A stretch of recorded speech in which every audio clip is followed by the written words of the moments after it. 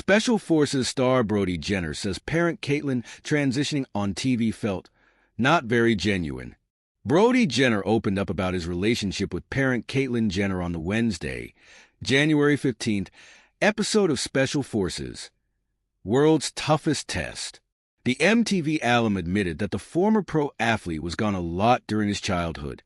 I'd randomly see him at the time, here and there, Brody shared. Mom would tell me that I would write on cards. Why doesn't Dad call me on my birthday? And things that I don't even really remember. In a confessional, Brody added, I think not having Bruce around growing up and her doing that transition, it was tough just being her son. I just had a beautiful little daughter. I'm not living for myself anymore. I'm living for her. Everything that I'm doing on this course is going to make me a better person.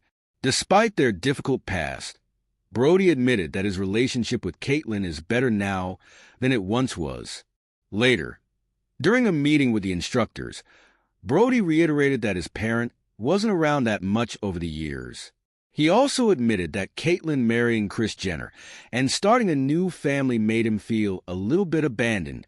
I will say, he was going through his own struggles, Brody shared, referring to Caitlyn coming out as transgender and transitioning from a man to a woman in 2015. All of that was put on TV, and there were very intimate moments we would have, and it was all filmed, the Hills alum admitted. It just felt very invasive and not very genuine, I would say.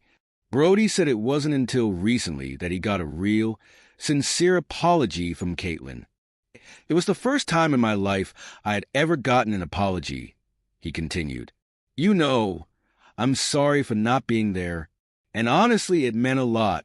Although navigating Caitlyn's transition in the public eye was difficult, Brody said it was sort of a relief for him to learn the truth about his parent. I think there were a lot of things that started to make sense in my life about my father, and maybe why he wasn't there all those years, Brody concluded.